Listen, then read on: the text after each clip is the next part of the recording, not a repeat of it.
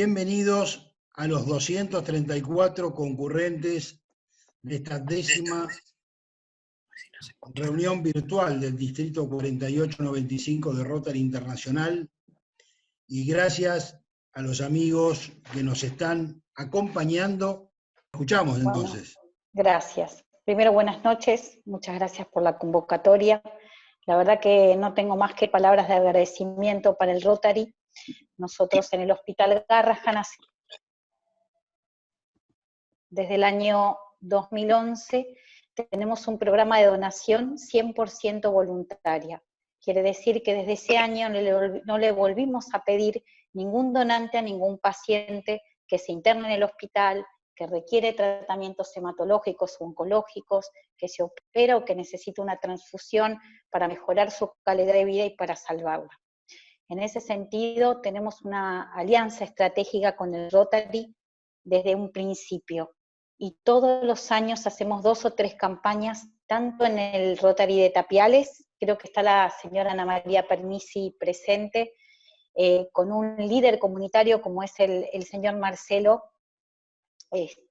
Napoli, que además es donante de plaquetas del Garrahan, ya tiene casi 100 donaciones de plaquetas, viene todos los meses a donar, es un donante ejemplar, y bueno, y esto lo podemos hacer gracias a organizaciones como las de ustedes, que están permanentemente al servicio del Banco de Sangre y del hospital, permitiéndonos llevar este programa adelante.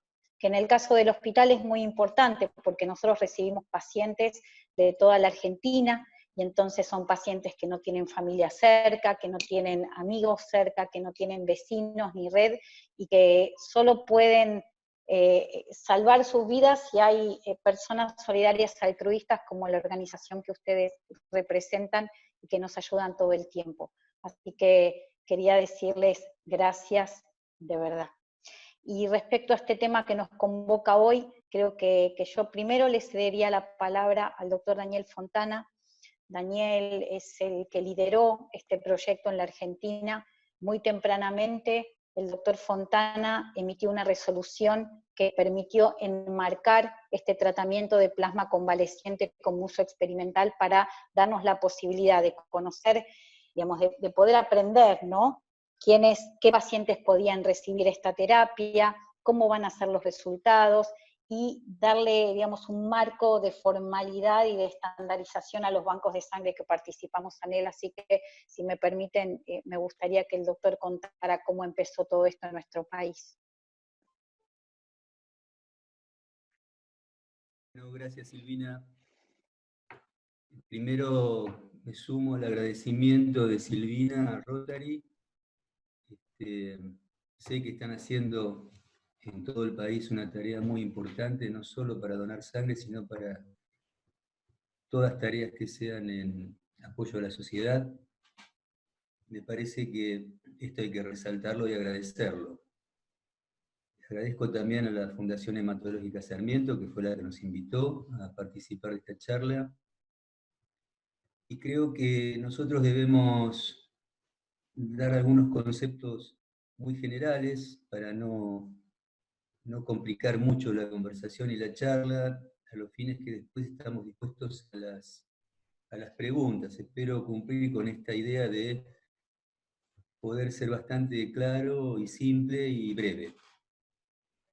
Y obviamente después de mi participación, Silvina va a complementar, Oscar también, y creo que después podemos estar abiertos a cualquier tipo de pregunta. Se escucha muy bajo. Podemos estar abiertos a cualquier tipo de pregunta después. ¿Ahora me escuchan mejor? Sí, se ¿Hola? te escucha mejor. Si Sí. podés levantar un poquito más. Bueno, en principio, Gracias. ahora bien, en principio les tengo que comentar que el Ministerio de Salud es el organismo rector de la Ley Nacional de Sangre. Es la autoridad de aplicación. Y mi dirección es el organismo rector, es decir, que es el que ordena y regula todas las actividades relacionadas con la sangre humana. Y esto es así porque la sangre, en definitiva, es parte del cuerpo, cuando hacemos una transfusión estamos haciendo un trasplante, y podemos homologar nuestra área como lo que es el INCUCAI, ¿no? Que regula los trasplantes sólidos, y nosotros estamos regulando todo lo que es la transfusión y sus componentes de la sangre, que en última instancia estamos haciendo un trasplante de tejido líquido, como es la sangre. Entonces tiene una importancia vital, y todos los países desarrollados han comprendido la importancia del recurso sangre humana y han desarrollado políticas de estados muy presentes para regular este tema. La Argentina, por suerte, está a la altura en este campo de la salud pública, no por mi trabajo solamente, sino por el trabajo de muchos profesionales que han puesto a la Argentina en este campo de la salud pública de la misma forma que han desarrollado sus políticas los países desarrollados. Quiero contarles también, como acá leo, que el encuentro es para ver la importancia de la sangre y del plasma. También quiero contar un poquito más, en forma general, el tema de sangre, por más que ustedes seguramente están muy comprometidos con ese tema y tienen mucho conocimiento. Pero, ¿cómo se organiza un sistema de sangre en un país? La transfusión sanguínea tiene que cumplir con dos objetivos, claramente: ser oportuna y ser segura. Esto quiere decir que tenemos que disponer de sangre cuando un paciente lo necesita, pero al mismo tiempo que sea de calidad, que sea lo más segura posible. No es inocua porque es un tejido que estamos transfundiendo, el riesgo cero nunca lo vamos a lograr, pero sí hay procedimientos que permiten que la transfusión se acerque más a lo que es el riesgo cero. Entonces, la transfusión tiene tres grandes procesos, que dentro de estos tres grandes procesos hay un montón de procesos incluidos, muy complejos. Pero yo quiero hablar de los tres grandes procesos. Uno es el proceso de la donación. El segundo proceso es el de la preparación de los productos sanguíneos. Y el tercer proceso es de la transfusión. ¿Cómo se organizan los países y cómo estamos nosotros, Caminos, organizando de esta manera? Hemos transitado ya, creo, un porcentaje muy grande en los últimos 20 años y estamos caminos a lograr un proceso similar a lo que tienen los grandes países. La donación tiene que cumplir, como ustedes conocen muy bien, con ser solidaria, voluntaria y repetida. ¿Por qué es esto? Porque los donantes que son conocidos, los donantes que están concientizados, los donantes que están educados en el sentido de conocer lo que es la complejidad de la transfusión, son los donantes más seguros. Y si esa acción la ejercen en forma repetida, completan y complementan su seguridad. Yo digo siempre que la sociedad, ustedes deben saber que la donación voluntaria se ha tomado como índice de desarrollo social. Es decir, dicho de otra manera, aquellos países que han logrado tener una donación voluntaria de un 100% y repetida, están considerados como países que su sociedad ha logrado tal desarrollo que ha comprendido que en estado de salud debe donar sangre para el mundo enfermo, y que esa línea que separa entre la salud y la enfermedad es muy, muy lábil y se puede perder en cualquier momento. Así que uno puede pasar de un estado de salud a enfermedad en cualquier momento. Es decir, que las sociedades que tienen basado su sistema en la donación repetida, o la donación la donación familiar, o la donación que se pide por los medios de difusión, que se llama de reposición, no es la conveniente. Nosotros tres que estamos acá tuvimos posibilidades por nuestra profesión de viajar por el mundo y ver los sistemas en distintos países, y yo les tengo que contar como anécdota cómo es la entrevista médica, por ejemplo, en un centro de donación de Francia, de Inglaterra o de España. Dura exactamente 40 segundos. El profesional se enfrenta al donante, tiene su tablet, entra con el nombre del donante. El donante seguramente tiene más de 10 donaciones previas, porque es un donante conocido y repetido. Y la última donación hace 3 meses atrás, y la única pregunta que hace el profesional es: cuéntenme qué pasó en los últimos 3 meses. Y uno se lleva sorpresas cuando ve esas colectas externas de sangre en el exterior, cuando el grado de capacitación que tiene la sociedad es tal que el propio donante advierte al médico, por haber leído y estudiado los programas y los folletos que emiten los bancos de sangre, sobre cuáles son los riesgos y las exclusiones. Preguntan, por ejemplo, mire, yo en los últimos 3 meses viajé a tal país y leí que ahí en ese país puede haber chagas y no sé si eso me inhabilita para donar. Eso lo escucha uno del donante. Es decir, en definitiva, este eslabón: el donante más seguro es el donante repetido, voluntario, concientizado, educado, que conoce, y que en definitiva Podría se ser un transforma poquito más alto. y que en definitiva se transforma en un militante de la donación de sangre. El segundo eslabón es el del medio, cómo se prepara la sangre. La sangre tiene varios componentes, uno de ellos es el plasma, que es la parte líquida, del cual vamos a hablar en un minutito, y yo les voy a pedir a Silvina y Oscar que aborden ese tema. Pero después tiene células, que son los glóbulos blancos, los glóbulos rojos y las plaquetas. Generalmente se utiliza en transfusión 3 componentes: el plasma, los glóbulos rojos y las plaquetas. Hoy no se admite que se transfunda la sangre entera. Se tiene que transfundir a cada paciente el componente de la sangre que realmente necesita. Esa preparación se hace en los países desarrollados en lo que se llaman centros regionales, que son los centros donde se concentran todas las donaciones para preparar los productos en forma segura y con calidad. No se admite que se preparen los productos hoy en el mundo en bancos de sangre hospitalarios, pequeños bancos de sangre, porque como se homologa hoy la sangre con un medicamento, es imposible preparar medicamentos en pequeños bancos de sangre ineficientes e inseguros.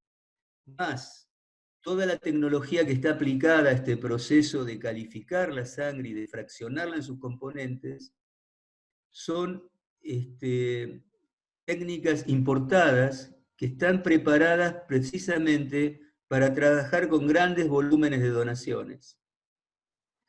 Es decir, repasando estos 2 primeros eslabones, la donación se tiene que hacer en la comunidad a través de colectas externas, ir a buscar a la comunidad, a lugares sanos. Los sanos no tienen que ir a donar al hospital, tienen que ir a colectas a donar, colectas que se programan, y ese volumen de sangre importante de múltiples donaciones tiene que ir a un solo centro, a que se fraccione y se califique, se estudien las enfermedades de transmisión por sangre, se hagan los grupos sanguíneos, y luego las unidades terminadas salen a los hospitales donde están los enfermos.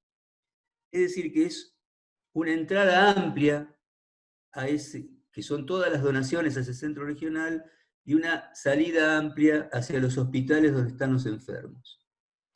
¿Cómo está el país hoy, después de 20 años, 18 años de creación del Plan Nacional de Sangre?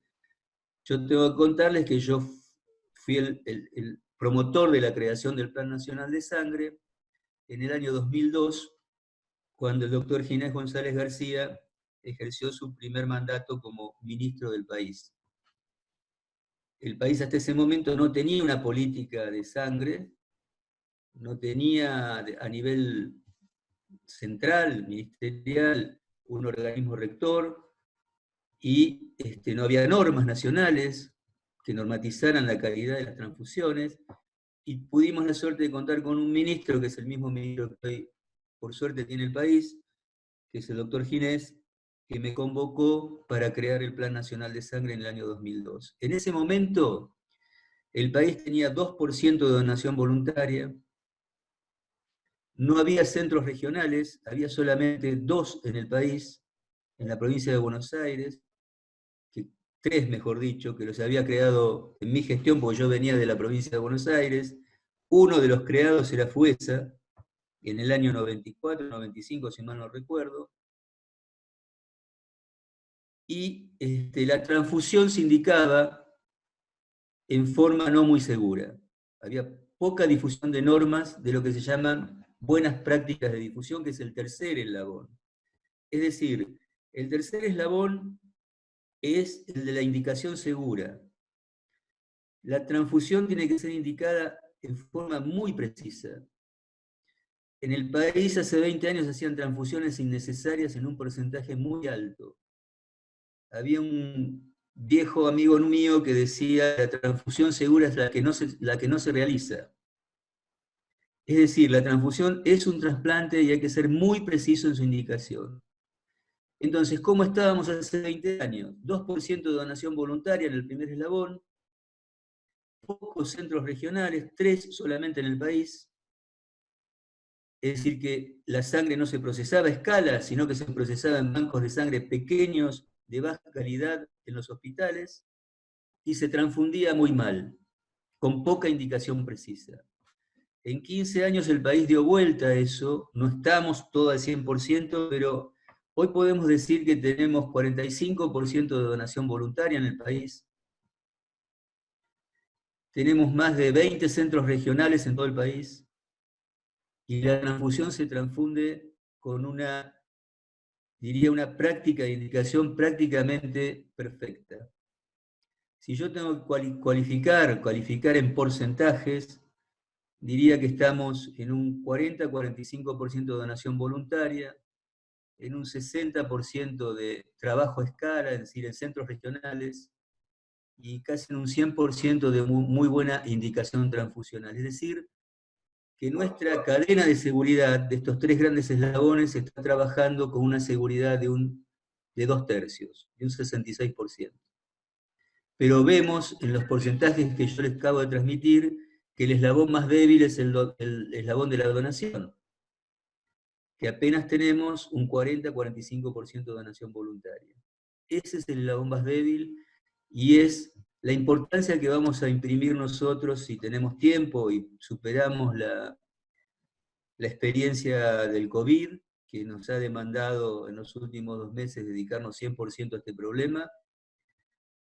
La política que va a desarrollar nuestra dirección en los próximos 4 años, una vez que superemos este problema, básicamente va a estar centrada en la donación voluntaria, en subir ese porcentaje por encima del 60-70%, ese es el objetivo. Dicho esto, hago una pequeña introducción para el tema 2, que es el plasma, y les doy la base científica de lo que es esto. Dije yo que el plasma era la parte líquida de la sangre. Cuando nosotros nos enfrentamos a un virus, nuestro sistema inmune genera un anticuerpo contra ese virus para defendernos. Los pacientes que han superado y se han recuperado de la enfermedad COVID-19 tienen anticuerpos contra el coronavirus que produce el COVID-19. La base de este tratamiento de plasma está en esta base científica, porque tomando el plasma de los pacientes recuperados, midiéndole los anticuerpos que tiene y aquellos plasmas que tienen alto título de anticuerpo, la teoría dice que pueden ser eficaz cuando se los transfunde a un paciente que está cursando la enfermedad. Los puede ayudar esos anticuerpos del paciente recuperado a superar la enfermedad, o por lo menos que no lleve a etapas graves de la enfermedad el paciente que está cursando la enfermedad.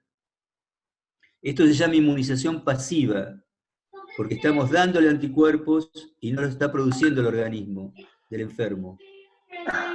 Inmunización activa es la que se produce con vacunas. Cuando uno vacuna a una persona, el cuerpo produce los anticuerpos y eso se llama inmunización activa. Esto que estamos haciendo nosotros es una inmunización pasiva.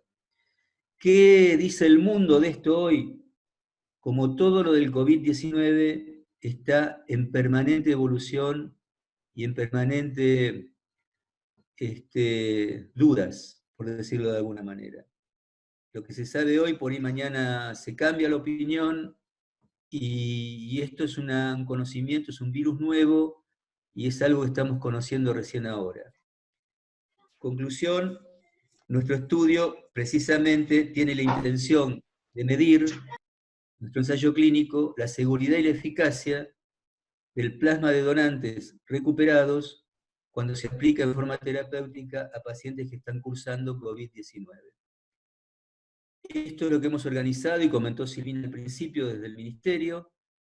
A mí me gustaría, yo hice esta introducción de la sangre porque me parecía importante enmarcar nuestra charla de COVID-19 en lo que es toda la política de sangre que tiene el país, pero los que más han trabajado en la generación del protocolo nuestro son Silvina y Oscar, dos grandes compañeros de trabajo, y a mí me gustaría que alguno de ellos cuente ahora, después de esta larga charla mía, entre específicamente en el tema de tratamiento de pacientes COVID-19 con plasma de enfermos recuperados.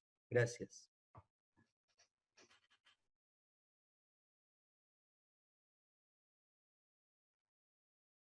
Va el doctor Oscar o la doctora Silvina. Bueno, si quieren, les comento, me parece que, bueno, primero quiero agradecer la invitación.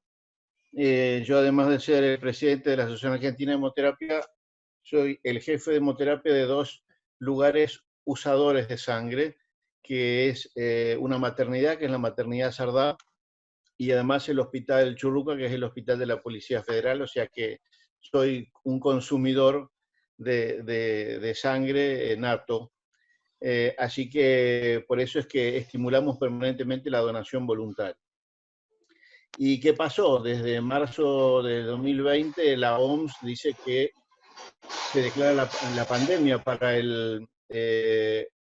coronavirus, y esto trajo para la medicina transfusional una disminución preocupante de la cantidad de donantes de sangre, y como consecuencia de esto también una disminución de los componentes necesarios para transfundir a los pacientes que lo necesitan, porque además de esto apareció la cuarentena, pero los pacientes seguían necesitando transfusiones de sangre. Así que salimos desde la asociación científica a buscar y a educar a nuestros colegas sobre la importancia de la donación de sangre por un lado, y fundamentalmente sobre el uso adecuado de los componentes. Y además tuvimos que comentarles también, desde el punto de vista científico, que los pacientes afectados por el COVID-19 también eran posibles receptores de una terapia especial, de un componente especial, que es el plasma de convalecientes. Bueno, para los que no saben, los componentes de la sangre son los que se obtienen de una unidad de sangre, se obtienen por un método de centrifugación, glóbulos rojos, plaquetas, plasma y eventualmente otro hemocomponente que se llama crioprecipitado, que en forma convencional se los puede obtener, y en forma rutinaria es lo que se hace en un banco de sangre. Pero aparece ahora, frente a esta situación, el plasma de convalecientes, que, como bien dijo Daniel, es un plasma que se obtiene de la persona que se curó de la infección, es decir, produjo unos anticuerpos llamados neutralizantes, o sea, que neutraliza la capacidad infectante del virus. Entonces, vamos a tener que ir en busca de estos donantes de sangre para buscar, o donantes de plasma, para que ellos sean parte de la fuente del tratamiento, porque, bueno, no solamente, ustedes saben perfectamente que hay muchos esquemas terapéuticos para el coronavirus, pero ninguno es totalmente eficaz. Este tratamiento es un tratamiento experimental, y así hay que considerarlo, de manera que, como consecuencia de ser un tratamiento experimental, necesitamos de que exista una regulación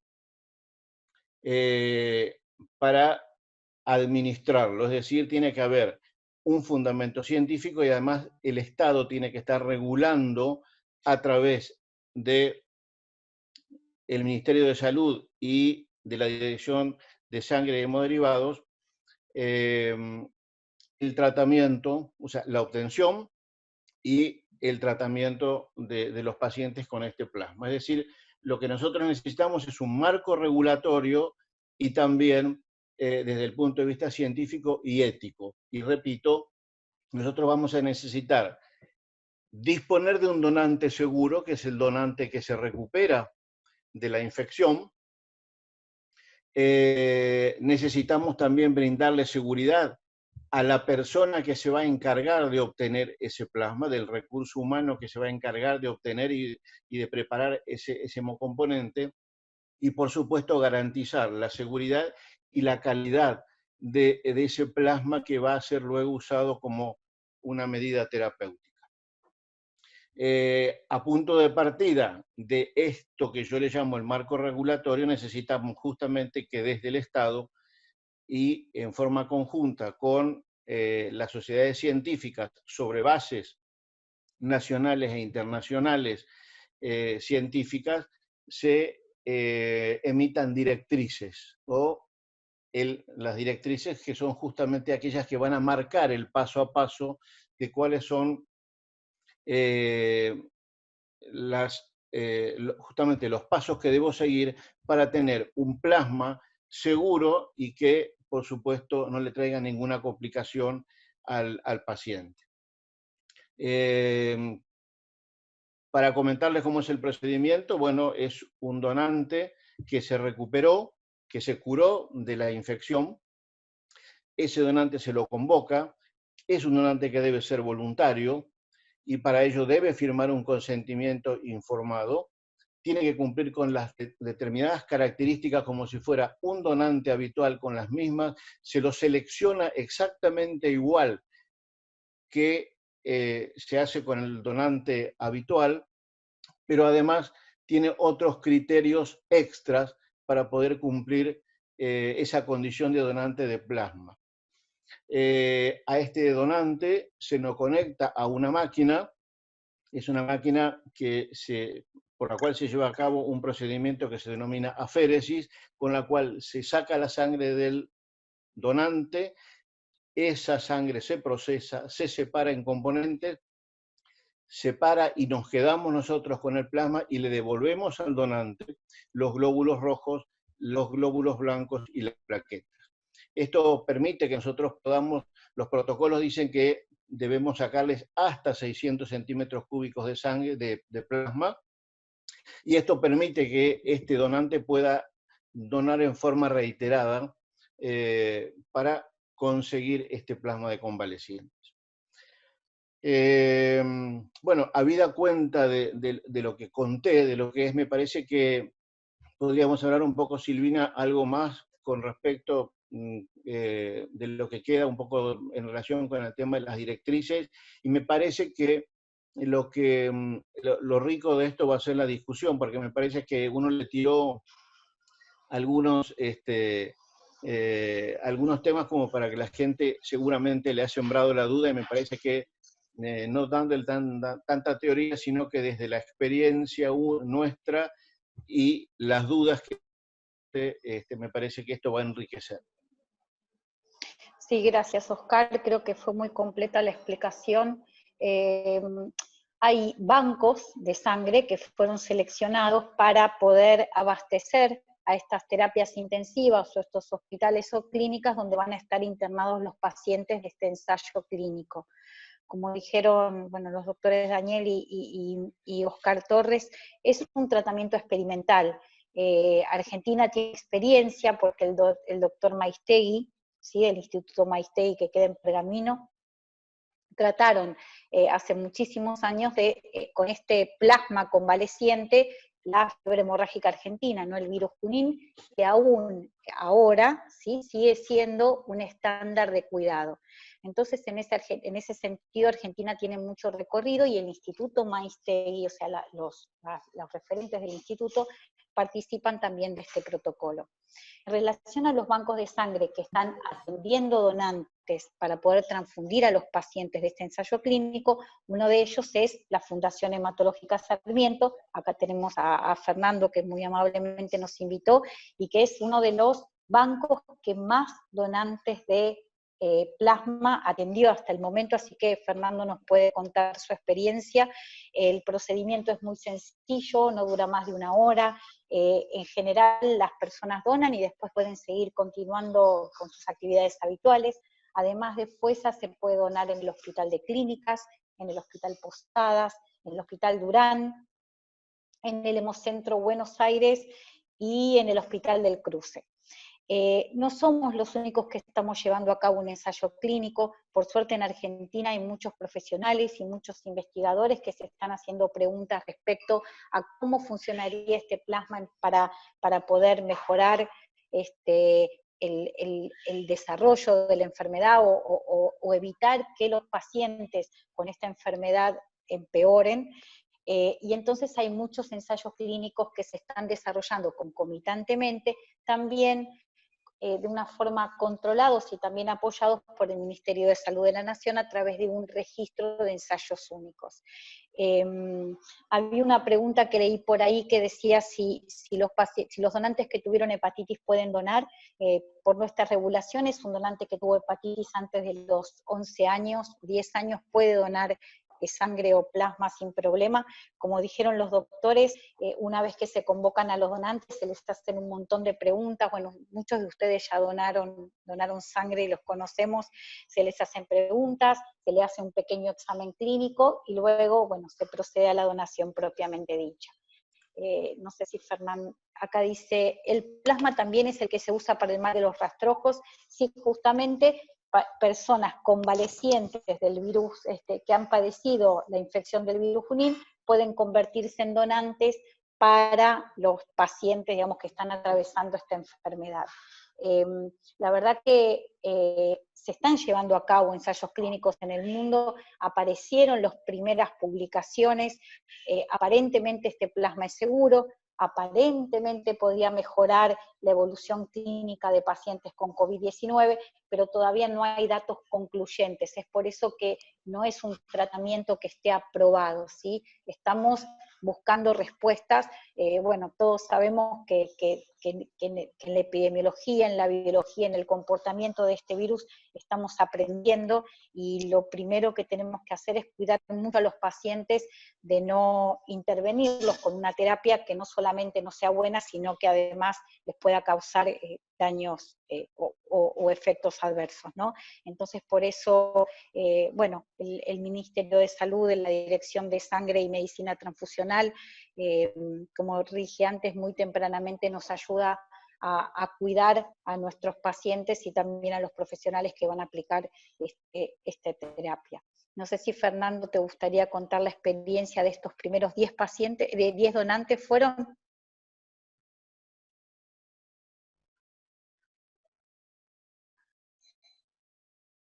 Está silenciado. Hay algunas preguntas hechas. Sí, bien. eso, sí. No sé Sí. si Vos sabés que justamente decía, una de las preguntas dice, ¿hasta qué edad se puede donar sangre? Hasta los 65 años. Y en relación con cuántas veces puede donar plasma un convaleciente, como yo les comentaba, uno puede extraer hasta 600 centímetros cúbicos de plasma. Pero la dosis es de 200 centímetros cúbicos, o sea que yo de esa cantidad que saco puedo tener 3 unidades de plasma para transfundir a un paciente. ¿Cuántas veces puedo donar? Bueno, puede ser semanalmente, pero de todas maneras, la frecuencia de la donación no es en forma interminable, sino que en algún momento tengo que controlar, hacerle análisis de sangre a ese donante para saber si sigue en condiciones como para poder seguir donando plasma, porque en realidad yo quiero quedarme con los anticuerpos, pero estoy sacando otros elementos que el plasma tiene y que necesita el organismo para su metabolismo. Así que aquel que dona frecuentemente, en algún momento para seguir haciéndolo, necesitamos hacerles controles clínicos y controles médicos. Habían preguntado también dónde se puede ir a donar en la provincia de Buenos Aires. Para nuestro ensayo clínico, el hospital que está habilitado para atender donantes para el ensayo clínico es el Hospital El Cruce de Florencio Varela. O sea, el que preguntó si conoce el lugar del Hospital El Cruce, en Florencio Varela. Es un hospital de alta complejidad. Ahí se va a poder donar el plasma. Otro preguntó, con un donante, ¿cuántos tratamientos se pueden hacer? Como explicó Oscar recién, un donante puede donar hasta 600 centímetros cúbicos o mililitros. Esos se separan en la misma máquina que explicó Oscar, que se llama la máquina de aféresis. Permite fraccionar el plasma en 3 unidades de 200 mililitros. Y nosotros vamos a transfundirles 2 unidades a cada paciente. Básicamente hay unos ajustes más de mililitros, pero en general es así. Así que, bueno, no sé si me corrigen ustedes, pero un donante prácticamente una donación de un donante prácticamente puede atender un solo tratamiento. Es decir, siempre, bueno, depende también de la compatibilidad de grupo sanguíneo y una serie de cuestiones, pero en general es así. Obviamente hablamos de donaciones siempre nosotros, porque un donante, como dijeron recién, puede hacer varias donaciones siempre teniendo el control de los profesionales, ¿no? No sé si hay otra pregunta. ¿Acá hay algún programa de contención y traslado? Perdón, doctor, hay varias preguntas.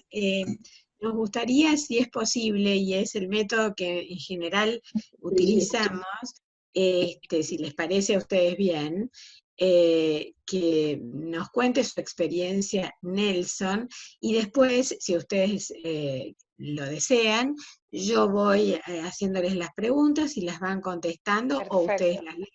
Si les parece bien, así lo dejamos participar a Nelson, que ha sido invitado justamente para que lo conozcamos y que nos cuente su experiencia, ¿no? Atravesando esta enfermedad.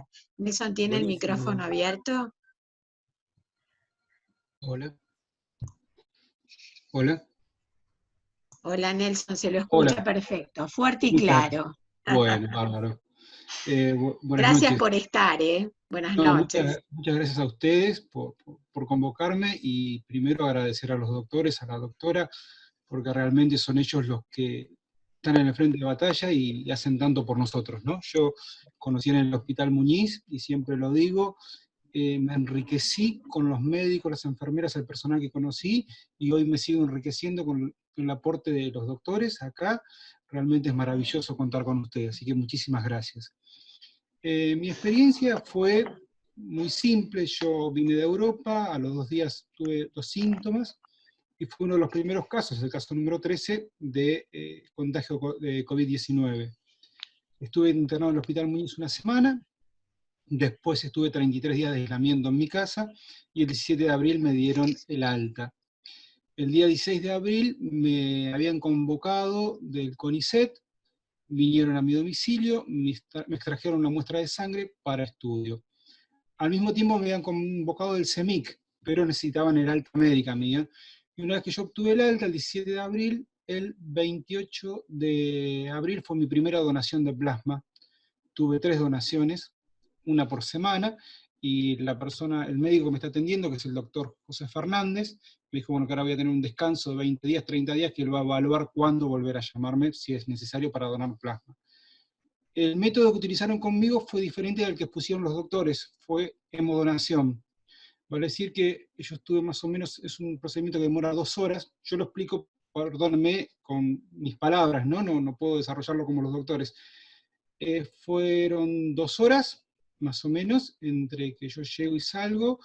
Me dieron todo un formulario con todas las preguntas, los consentimientos, el comité de ética del CEMIC, todo para que yo me quedara sumamente tranquilo como estoy de la donación. En esas 2 horas me avisaron que podía tener una cierta lipotimia, en mi caso no se dio, yo vivo en Recoleta y fui al CEMIC de Saavedra las 3 veces en colectivo, de ida y de vuelta, sin ningún problema. Me extrajeron sangre, 600 milímetros, como dicen los doctores. Después la procesan, me explicaron una máquina que lo centrifuga, separan el plasma, me vuelven a traer esa bolsita con sangre y me vuelve a mi organismo los glóbulos rojos y las plaquetas. En ningún momento fue invasivo, me sentí muy bien y realmente lo que explicaron los doctores, ¿no? Lo importante de la donación de plasma para las personas que lo puedan llegar a necesitar. Hoy yo leí en La Nación, no sé si ustedes podrán corroborar o no esta nota, que se usó en Chile plasma de pacientes recuperados en un médico infectado y que se recuperó muy pronto después de transfundirle el plasma. Así que bueno, en grandes rasgos esa fue mi experiencia y bueno, yo soy donante voluntario ya hace muchos años, me concienticé una vez que fui a donar para un familiar, y al ver todas las cosas que impedían que mucha gente donara sangre, me di cuenta que no somos muchos en general los que estamos habilitados para donar sangre permanentemente. Entonces de ahí en más empecé a donar sangre y bueno, me parece que es un acto muy altruista, ¿no? Que a uno lo llena de vida y se siente reconfortado al hacerlo. Así que bueno, esa es mi experiencia. Nelson, muchas gracias. Y usted, independientemente de la emoción que le provoca y de la alegría, se siente bien. Físicamente se siente muy bien. bien. Que es lo que todos queremos saber, ¿no? Sí, me recuperé muy pronto, estoy muy bien. Lo único que tengo ahora que es, con la misma actividad que hacía antes no la puedo hacer, es como que me canso. Un cansancio que también lo atribuyo a que fueron 40 días haciendo nada, 40 días en que unos kilos de más quedaron, entonces bueno, pero anímicamente estoy muy bien y físicamente también, me muevo con normalidad, no tengo problemas de respiración, nada, estoy bárbaro, realmente muy, muy, muy bien. Bueno, nos alegra muchísimo, muchísimo. Entonces ahora vamos a seguirle preguntando a los doctores porque estamos ávidos de saber qué pasa con todo esto, independientemente de que por supuesto entendimos que esto es experimental, ¿no? Obviamente. Acá nos están preguntando que las personas que tienen alta concentración de hierro, si son aptas para la donación. Doctor Daniel. Tiene el micrófono apagado. Bueno, Oscar, vos podés contestar mejor que yo. Silvina. Oscar. Sí. Oscar. Oscar, en realidad, bueno. Están pasando la pelota. Bien, no, pero bueno. Sí, porque, a ver, vamos a ver. Alta concentración de hierro seguramente debe ser sinónimo quizás de una elevada concentración de glóbulos rojos. Hay algunas enfermedades que se llaman, se llama poliglobulia, que es una persona que tiene más cantidad de glóbulos rojos que lo habitual. Entonces, por definición, una persona que tiene, si no está controlada, por supuesto tiene que tener un control médico, pero de todas maneras la persona que tiene una elevada concentración de hierro no está habilitada para donar sangre porque en realidad no se considera una persona sana, ¿sí? De todas maneras, necesita una evaluación médica previa, porque hay que ver qué es esa elevada concentración de hierro, pero por lo pronto yo le diría que no está en condiciones. Ok. Preguntan también si tiene importancia la edad con respecto a la calidad de las plaquetas, al plasma. Dice, perdón, al plasma. Por ejemplo, alguien que haya tenido coronavirus ahí al borde de los 60 y pico, si puede ser un donador de sangre para que se utilice el plasma, ¿no? Supongo que querrán preguntar eso.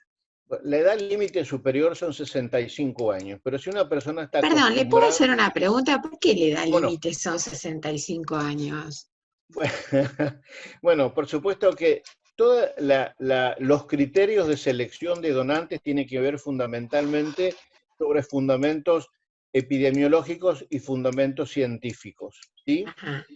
sobre estudios estadísticos, científicos, se toman justamente, y epidemiológicos, salen los criterios de selección de donantes. Y justamente en relación con el límite superior de edad, aquel donante que da sangre por primera vez, lo vamos a aceptar hasta los 65 años. Pero si el señor o la señora está acostumbrada o acostumbrada a donar sangre, hasta los 70 años es bienvenido. Ok, Por bárbaro. supuesto que siempre tiene que haber un control médico. Previo. Exactamente. Y hay Previo. otra pregunta bastante reiterada, que la he visto acá, ¿qué pasa con la gente que tiene presión alta? Sí. En realidad, la gente que tiene presión alta, pero que no tiene complicaciones de su presión alta, tiene que ser evaluado, por supuesto, con un médico antes de la donación.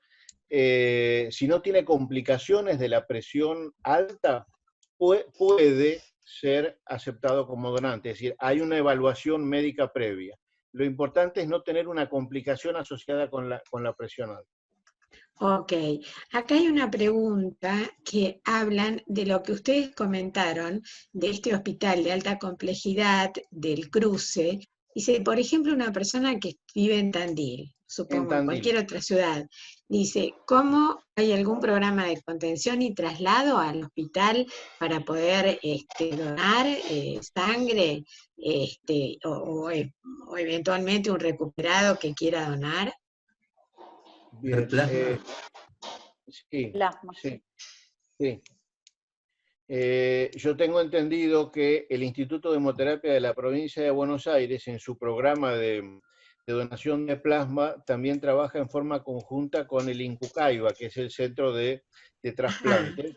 Buenos Aires, sí. Sé que el INCUCAIBA es el encargado del traslado de los donantes. No sé si hasta Tandil, pero eso hay que averiguarlo en el Instituto de Hemoterapia de la provincia de Buenos Aires, pero sé que el INCUCAIBA se encargaría del traslado de estos donantes.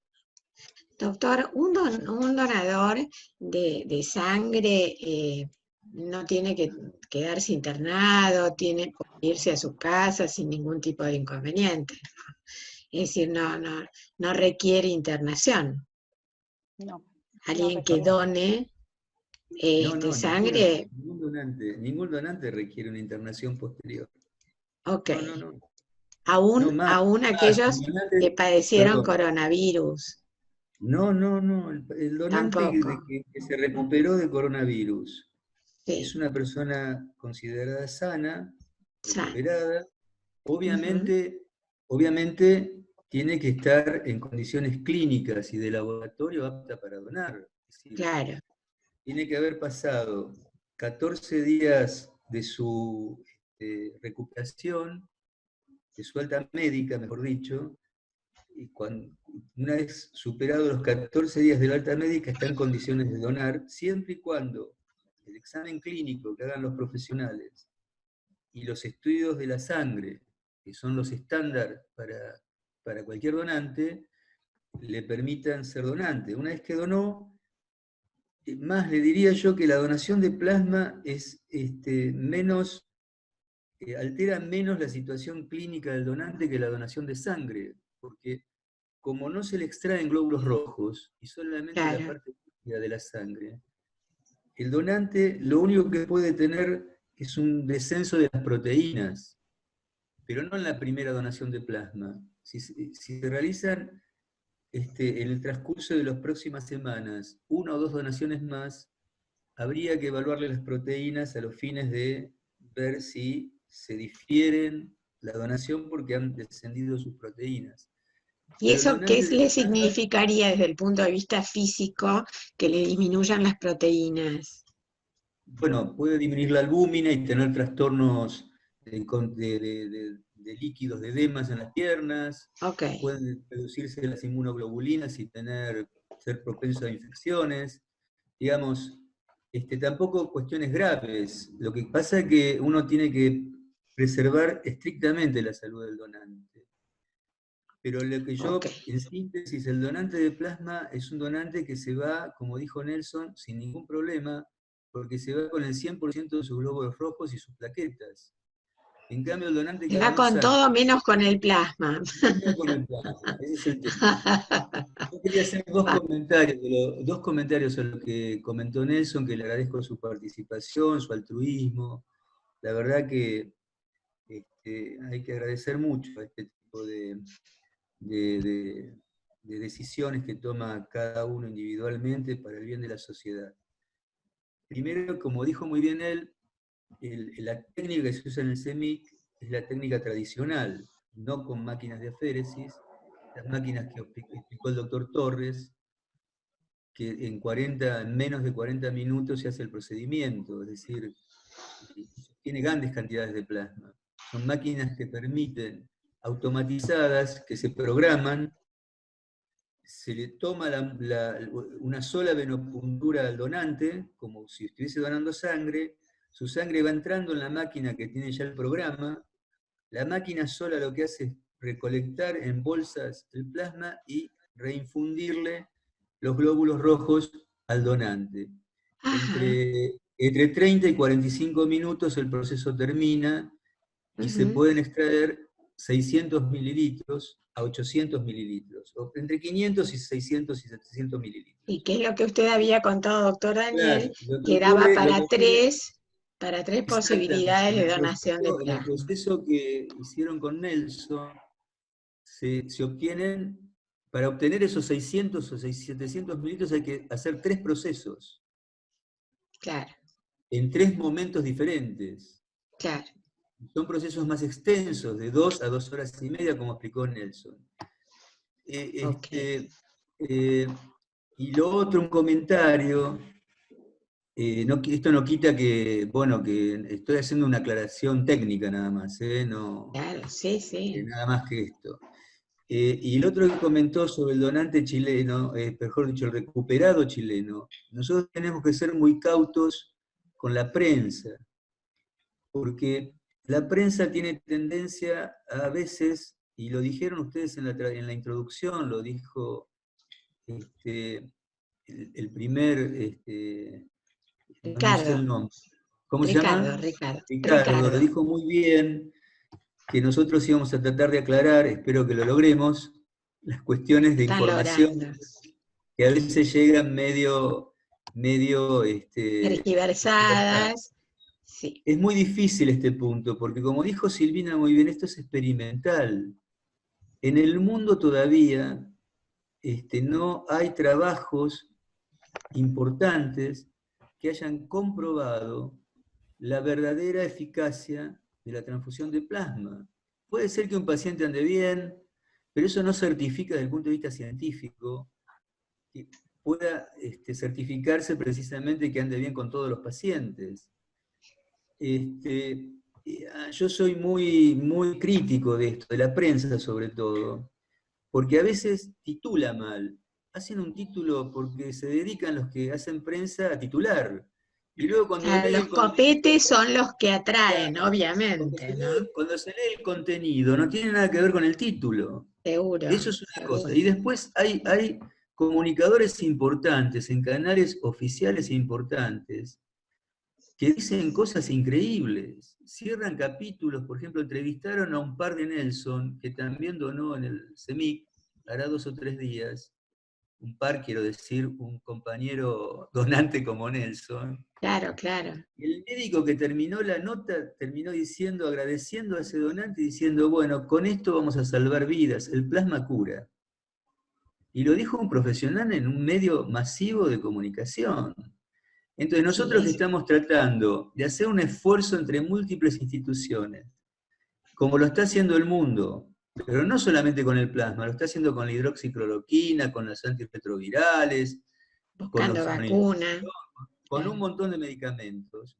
Sí. El mundo está haciendo un esfuerzo para evaluar precisamente si esto es seguro y eficaz, y abiertamente un médico reconocido en un canal de amplia difusión termina diciendo que el plasma cura. Y eso doctor, quería hacerle una preguntita ahora respecto de, ¿se sabe si uno se puede reinfectar de coronavirus? No, eso no ¿Hay casos? no hay nada documentado de eso, porque No también se el virus, sabe tampoco. pero también puede ser otra cepa. Claro, Esos porque casos, el virus muta, el virus está exacto, mutando, ¿verdad? esos casos que se comentaron al principio, miren, ustedes han sido testigos de si miran mucho televisión y leen mucho, que seguramente sí, como todos estamos mirando y leyendo, que las cosas se afirman y se contradicen a los 2 o 3 días.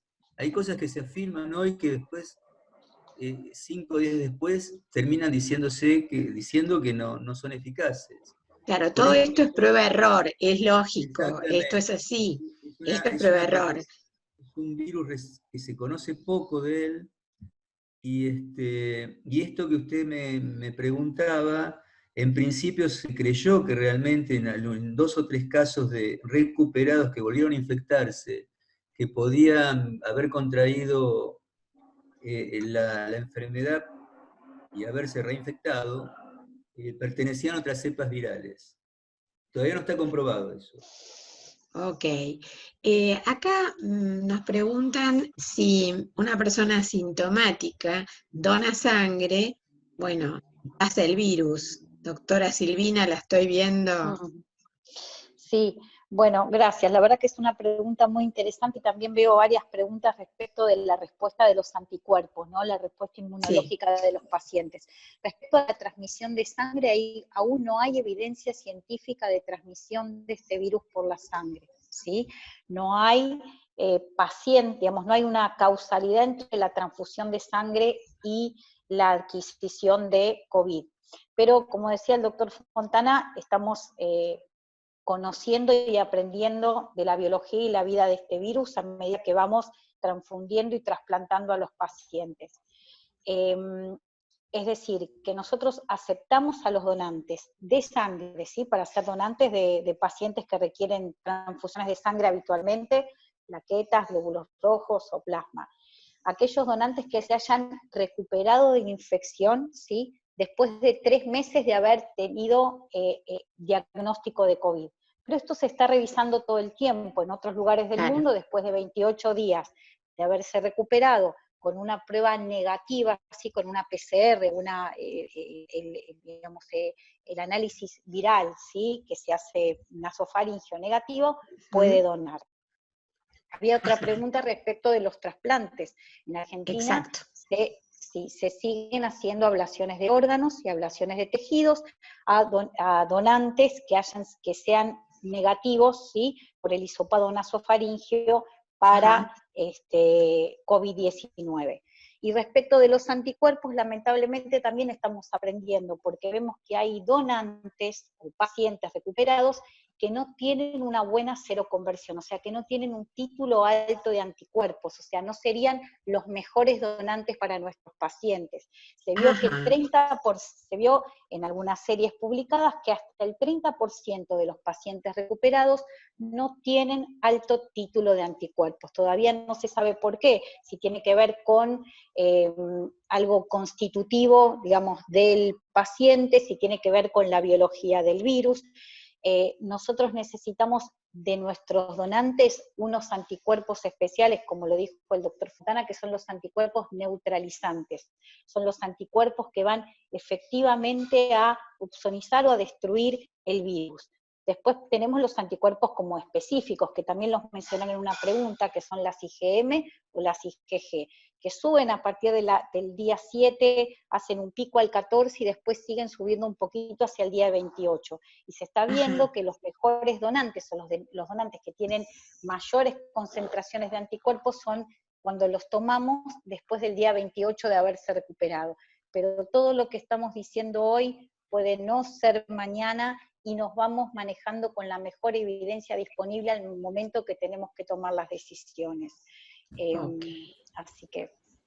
¿Cuál sería la relación, nos están preguntando, entre cantidad de donantes y cantidad de pacientes receptores? ¿Más o menos se tiene una idea? Por la experiencia que están teniendo ustedes, ¿no? Sí. Estamos en la primera etapa de convocar a los donantes, de captarlos, de explicarles de qué se trata esto, por qué es importante donar. Obviamente aquellos pacientes que pasaron la enfermedad más grave no son elegibles para donar, ¿no? Si estuvieron internados en una terapia intensiva o tuvieron cuadros respiratorios graves. Entonces, todavía... O que hubieran quedado con alguna secuela. O que hubieran quedado con alguna secuela, o que se hubieran transfundido durante la enfermedad. Hay un grupo especial de donantes que pueden donar, que son aquellos donantes asintomáticos, que estuvieron en contacto estrecho con un caso confirmado, que obviamente fueron positivos, ¿no? Cuando se estudia al grupo familiar o conviviente estrecho, fueron positivos, o por ejemplo personal de salud, cuando tenemos algún caso cercano y nos testean, si somos positivos y estuvimos asintomáticos, también podemos donar. O sea, no hace falta haber estado sintomático para donar plasma. Sí hace falta, por supuesto, tener una confirmación fehaciente de haber estado infectado. Bueno, acá no es una pregunta, sino una... Perdón, quiero Sí, complementar algo lo que dijo Silvina. En la relación pacientes-donantes, nosotros tenemos un gran porcentaje de recuperados, y como dijo Silvina, también hay un universo de estos contactos cercanos que no desarrollaron la enfermedad, pero pueden tener anticuerpos. Es decir, hay un universo importante de probables donantes. Y la relación con los enfermos es muy positiva, la relación donante-enfermo, porque las decisiones que se ha tomado en conjunto todas las provincias del país, que han aplanado la famosa curva. Hoy leía el informe diario, y en terapia intensiva Argentina tiene 200 pacientes nada más. Es nada. Parece mucho, claro. pero no es nada. acuérdense que hay una disponibilidad de cerca de 4.500 camas de terapia, con toda la comparación que se armó entre provincia, ciudad, bueno, y las otras provincias también.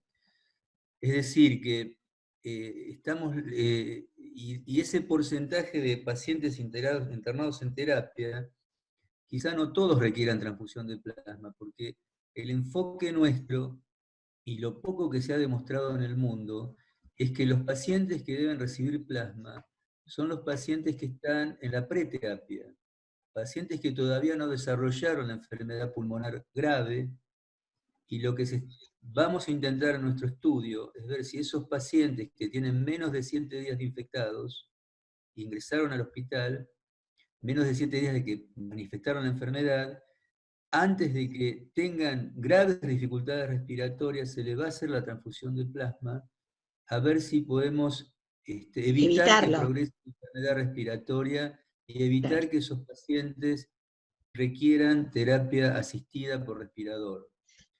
Es decir, ese es el objeto de nuestro estudio. Así como una metáfora, uno de alguna manera lo que piensa es que el plasma son aquellos soldaditos que van a salvar y van a luchar contra este virus, ¿no? Claro, realmente es interesante. ¿Cuál es, doctor? Los soldaditos propios del enfermo no son suficientes. No alcanzan. Entonces van soldaditos extras.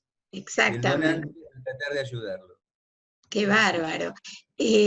Una pregunta, doctor. Los síntomas, porque acá nos dice alguien, estaba leyendo, que Ana nos dice que de hecho hoy se difundieron nuevos síntomas de la enfermedad. En principio, esa sería la pregunta para ver cuáles serían los nuevos síntomas o cuáles son los síntomas.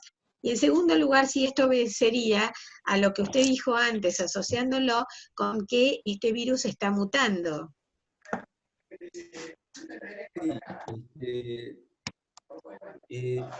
Oscar, ¿vos querés responder lo de los síntomas? Se está hablando que los nuevos síntomas podrían ser dificultad en el habla y en la marcha, como nuevos determinantes de infección por coronavirus. Pero bueno, en realidad, dentro de 10 días vamos a encontrar otros, porque eso tiene que ver, como decíamos hoy, tiene que ver fundamentalmente sobre los estudios epidemiológicos y sobre la frecuencia de la ocurrencia de sintomatologías. Entonces, así empezó, por ejemplo, la dificultad en el olfato. Y así se fueron conociendo nuevas sintomatologías y seguramente vamos a ir conociendo nuevos comportamientos del virus. Ojalá no sea tan mutante como el virus de SARS. la gripe, ¿no? Pero bueno, SARS. todavía no sabemos absolutamente nada. No tan Puede haber, mutante. no, Sí, puede perdón. haber, no sé cuántas cepas ya se describieron del virus o variaciones. Eso lo estudió muy bien el Malbrán.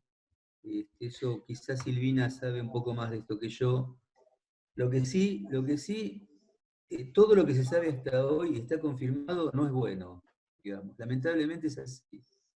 Primero, está confirmado que el virus tiene una alta infectividad, es muy contagioso. Prácticamente tiene un periodo de incubación muy corto, y en los últimos 2 días de incubación ya es infectivo el paciente, cuando está en la etapa preclínica. Segundo, se pensaba que el virus podía atenuarse por sí mismo, y hoy se sabe que todavía el virus no se ha atenuado, como ha ocurrido en otras oportunidades con otras pandemias. Sí. Después se sabe también que no hay un tratamiento específico, porque todo lo que estamos hablando son todos ensayos de medicamentos, de plasma. Y también se sabe que no hay vacuna.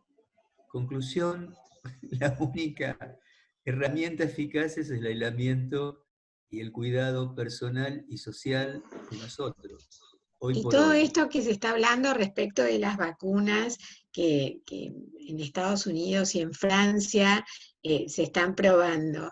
¿Cuánto tiempo, desde el punto de vista de la investigación y científico, necesita una vacuna para poder ser efectiva y decir, bueno, la población está a disposición de la población?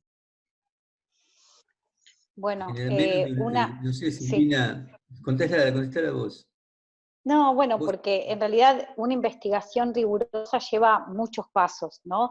Son muchas fases. Primero es la fase preclínica, después la fase de seguridad, es lo que nosotros hablamos de primero no hacer daño, y después ver si es efectivo en poquitos pacientes, si no produce reacciones adversas, si no es teratogénico, es decir, si las personas que no saben que están embarazadas, pero pueden provocar efectos, digamos, adversos congénitos o genéticos en los fetos, y luego probarse en grandes poblaciones. Eso lleva mucho tiempo, no menos de un año, en el mejor de los casos, ¿no? Lo que sí sabemos es que hay muchos grupos que están trabajando en esto de la vacuna. Vuelvo a la pregunta de las cepas, ¿no? Creo que hay hasta 100 y pico de cepas, digamos, de genomas distintos de este Sí, virus, sí. con distintas combinaciones. La mayoría, digamos, la mayoría comparte como un denominador común, el 70% es de un tipo y el 30% es del otro, pero digamos el genoma viral es muy variado, sí, es muy variado. Entonces, como decía el doctor, digamos, por ahora lo que sabemos es que no hay un tratamiento, que no hay una cura posible, que lo que hay que hacer es contener la cantidad de contagios hasta que algo nuevo suceda, pero que no va a ser en lo inmediato.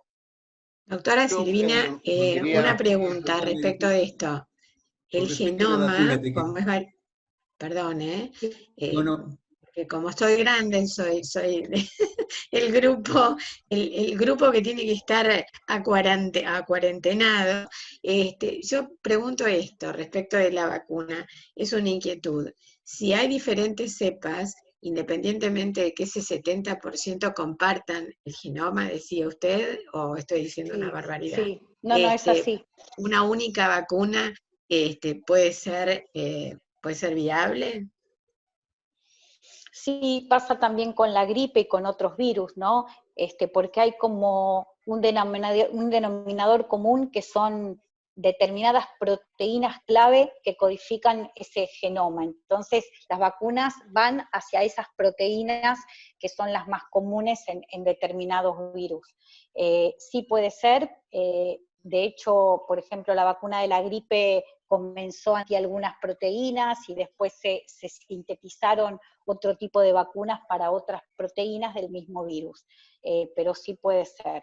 Porque todos los no años sé, la de la gripe Quiero hacer se va dos aclaraciones para que creo que tengan una Daniel idea. también quería hacer, sí. Por ejemplo, el virus del sarampión, ¿sí? Tiene un solo fragmento o tiene un solo tipo de genoma, ¿sí? Y ese no va a cambiar. De manera que es posible, si se hiciera una vacunación en forma sistemática, que algún día desaparezca el sarampión de la Tierra, ¿sí? Eso no va a ocurrir con el virus de la gripe, porque el virus de la gripe, el genoma, está dividido en 7 pedacitos y que se van entrelazando con otros 7 pedacitos humanos y cada tanto se entrelazan con pedacitos de genomas animales. Y ahí hay pandemias, ¿sí? Entonces, eso es muy difícil de erradicar porque todo tiene que ver con cuántos fragmentos del material nuclear tenga el virus. Yo quiero hacer un comentario de las vacunas, si es posible. El tema de la vacuna es que cuando exista la vacuna, vamos a ver cómo se utiliza y qué países tienen disponibilidad para esa vacuna. Claro. Este es otro problema que está dividiendo Estados Unidos y China.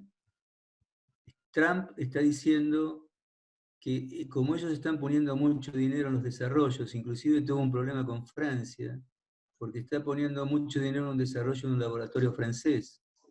Y está diciendo que cuando se obtenga la vacuna de ese laboratorio francés, el 100% de esa vacuna es para Estados Unidos. Hay un problema de patentes también, porque acá hay mucho dinero detrás de esto. China, en cambio, está diciendo que si ellos desarrollan la vacuna, va a ser la vacuna un patrimonio mundial y la va a dar en forma gratuita a todo el mundo. Nuestro ministro se asoció a varios ministros de otros países pidiendo precisamente que cuando esté la vacuna sea patrimonio mundial y no esté sujeta a patentes y a comercialización, por lo menos en el primer periodo, cuando se pueda vacunar a la gran cantidad de personas, por lo menos las más vulnerables. Así que ahí va a haber otro problemita.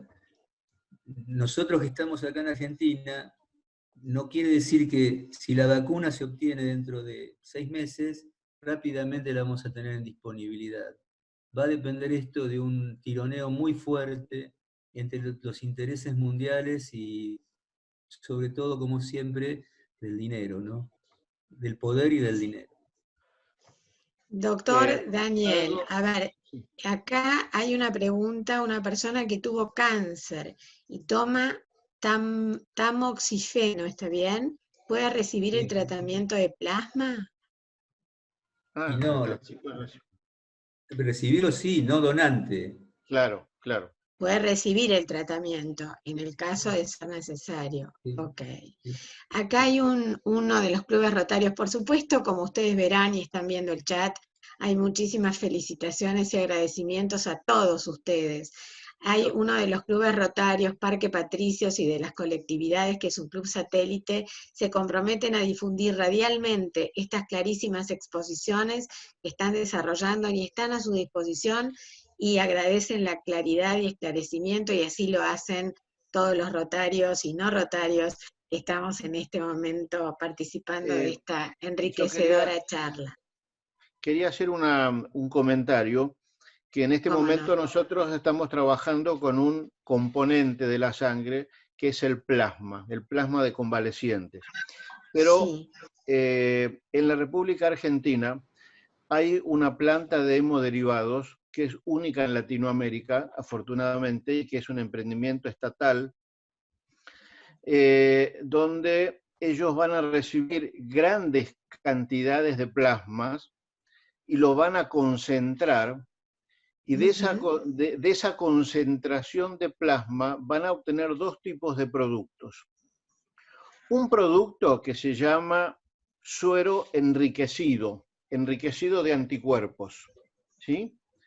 Y que en un pequeño volumen va a haber una gran concentración de anticuerpos y eso va a ser mucho más eficaz que la administración de plasma de convalecientes. Y además va a ser mucho más seguro porque pasa por métodos de inactivación del virus, ¿sí?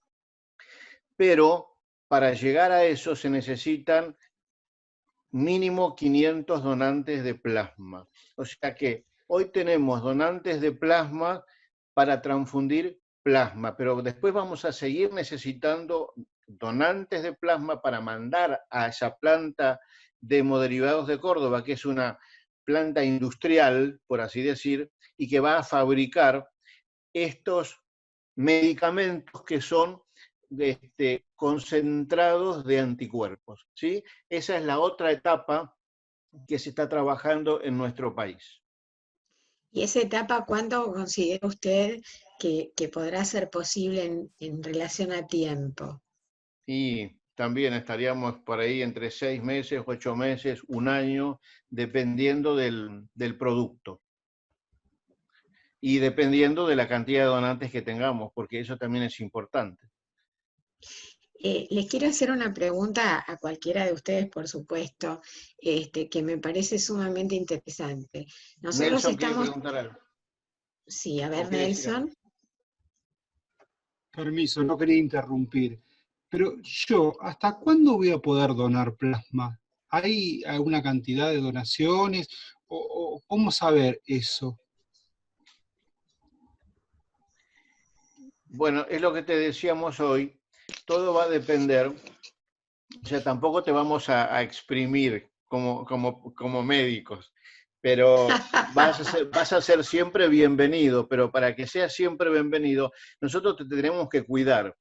Y para cuidarte significa que para que vos seas un donante de plasma habitual, vamos a hacerte controles, como te decía el doctor Fontana hoy, que de tanto sacarte plasma te vas a quedar sin proteínas. Entonces, cuando nosotros hagamos un estudio y vemos que las proteínas han bajado, vas a tener que dejar de donar plasma, tomarte tu tiempito y volver a sintetizar esas proteínas y después volver a dar. Pero por otro lado, también algo que es importante es no solamente saber que vas a donar plasma, sino que además de las proteínas que se tienen que estudiar, también hay que estudiar la cantidad de anticuerpos que vos vas a tener, porque no sabemos si vos vas a tener toda tu vida la misma cantidad de anticuerpos. En algún momento, quizás, no lo sabemos, no tenés una cantidad de anticuerpos suficiente como para que sea eficaz desde el punto de vista terapéutico, entonces ya no vas a poder donar plasma porque ese plasma tiene baja cantidad de defensas, que es uno de los estudios que se le tiene que hacer al plasma de convaleciente. Muchas gracias, doctor. Muchísimas gracias. Es muy explicativo. Gracias. Nelson nos había contado hoy que él se siente muy bien, salvo algún tipo de cansancio. ¿Se ha visto en otros pacientes algún otro tipo de síntomas luego de padecer la enfermedad? De las personas que donan plasma. No, de las personas que han pasado por los pacientes recuperados, sí, me refiero a eso. Bueno, todo va a depender, si es una recuperación total, no debería tener síntomas, salvo, por supuesto, como el que se recupera de una gripe, o sea, a medida que va pasando el tiempo, cada vez se va a sentir mejor. Acá va a pasar exactamente lo mismo. Del paciente que se recupera totalmente. Después tenemos que saber que hay pacientes que lamentablemente le pueden quedar algunas secuelas como consecuencia del compromiso de los pulmones, por ejemplo. Esto, bueno. Este virus deja secuelas pulmonares en los pacientes que han sido intubados y se recuperaron, en gran porcentaje. ¿Qué tipo de secuelas, doctor Daniel? Quedan secuelas de tipo de insuficiencia pulmonar por fibrosis. Bueno, son secuelas bastante molestas que dificultan la capacidad pulmonar de los pacientes. Es una enfermedad, es un virus muy dañino. No es como se pensaba al principio que era una gripecita. Es un virus que, además de ser altamente infectante, es un virus que ataca fuertemente a los pulmones y que aquellos porcentaje pequeño de pacientes que tienen que pasar por el respirador, un porcentaje importante de ellos que no mueren, sino que se recuperan, quedan con secuelas pulmonares que les disminuye la calidad de vida a los pacientes. Sí, Entonces, lo que le va a referir el paciente es la sensación de falta de aire, que es lo más frecuente que va a manifestar, esa sensación de necesitar más oxígeno, porque son sus pulmones que dejaron de funcionar como funcionaban antes de la infección. Sí, y a mí me entonces gustaría agregar personas, algo, sí, sí, que sí, últimamente Silvina, no, también se respecto han a esto. manifestado también secuelas trombóticas, ¿no? Pacientes que quedan con alteraciones de la coagulación, que tempranamente necesitan, digamos, tratamiento con heparina o anticoagulantes que se les está dando ahora para prevenir los efectos, digamos, estos trombóticos, también se está viendo como una secuela hematológica. Sí. Volvemos a repetir que bueno, que estamos aprendiendo a partir de las series que vamos leyendo de publicaciones de países que tienen muchos casos, tienen alta prevalencia y lamentablemente tienen pacientes también muy, muy graves, y bueno, y van publicando cuáles son las manifestaciones clínicas y de eso vamos aprendiendo y tomando decisiones. O sea que ustedes trabajan absolutamente aliados con el resto del mundo, tenemos que porque aprender es así. todos tienen que Es un aprender de aprendizaje todos. continuo, y como Claro. nosotros estamos en una etapa de contención, eso es algo como favorable, porque estamos aprendiendo de lo que sucede en otros países que tienen muchísimos casos, y digamos, graves y altas prevalencias. Por suerte nos agarra en un momento en donde la información se comparte, la tecnología nos permite estar actualizados todo el tiempo, pero estamos, digamos, permanentemente leyendo. Y otra cosa que pasó que es muy buena es que las revistas científicas abrieron su full text, digamos, los textos libres, sus publicaciones, y están a disponibilidad de todos los profesionales o todos los trabajadores de la salud para que estemos informados todo el tiempo. Estas revistas a veces hay que pagar, obviamente, suscripciones o ser socios de una entidad científica o una asociación científica, y en este caso, desde que empezó la pandemia, tenemos acceso a todos los papers y posibilidad de aprender, de estudiar y de leer para tomar las mejores decisiones para nuestros pacientes. Silvina, conforme lo que estaban diciendo recién respecto de las secuelas en los pulmones, toda la gente que cursa una enfermedad de base, por ejemplo, asma, EPOC, en fin, esas enfermedades, ¿tiene mucho más riesgo que el resto? Sí, como se menciona habitualmente, estos pacientes que tienen una enfermedad de base son más susceptibles a tener las formas más graves de la enfermedad.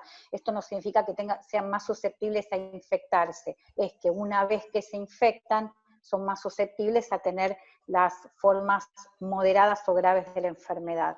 Hay una pregunta referente a la infección en niños. Sí, no es que está es siendo más frecuente la infección en niños, sino que se están publicando casos de infecciones en niños, y también tienen enfermedades, digamos, muchas veces debutan con manifestaciones hematológicas, particularmente digamos, alteración de las plaquetas, y también manifestaciones neurológicas. Hay enfermedades que tienen que ver con el aparato, digamos, neurológico motriz, que se llama enfermedad de Guillain-Barré, que también puede ser, son anticuerpos antiplaca neuronal, ¿no? De las extremidades, y que afectan el movimiento, y se ha visto pacientes pediátricos con Guillain-Barré y otra enfermedad que se llama enfermedad de Kawasaki, que tiene que ver con una alteración de la morfología, de la hemostasis de las plaquetas. De las plaquetas. Sí, totalmente. Y eso, bueno, también la Sociedad Argentina de Pediatría está advirtiendo que los pediatras estemos alertas si recibimos pacientes con esta sintomatología.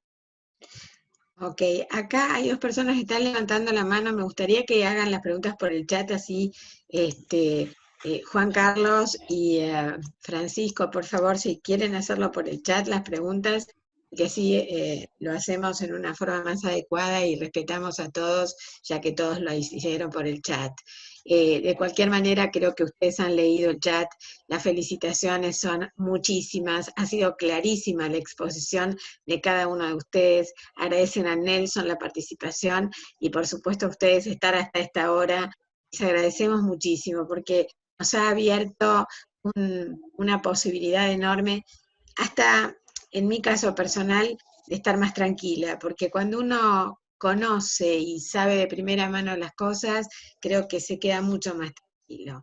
A veces es lo que decía Ricardo al principio, uno lee un montón de noticias que no están dadas por personas responsables, y como decía el doctor Daniel, evidentemente estamos complicados porque un día es una cosa, otro día es otra, independientemente de que esto suceda, porque es así, pero es bueno saberlo de la gente que está ahí en la trinchera tratando de encontrar la solución a todo esto.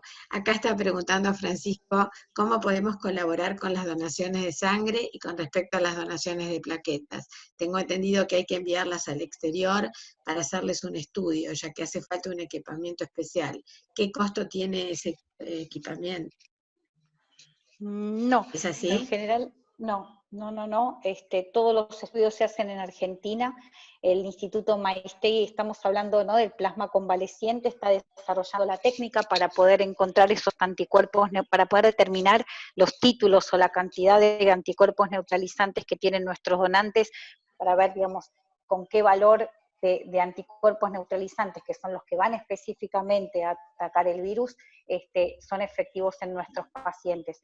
Toda la tecnología es argentina, lo que sí se importan son los equipos para que se ponen en las máquinas para obtener el plasma. Si estos equipos o estos sets son descartables, son de un solo uso, el equipamiento está en Argentina y la verdad que está disponible en la mayoría de los bancos de sangre, por lo menos en los bancos de sangre que están adheridos a este ensayo clínico. Es un equipamiento que usamos habitualmente para los donantes que donan plaquetas, como había explicado el doctor Torres, cuando una persona dona sangre, dona una unidad de plaquetas, una unidad de glóbulos rojos y plasma.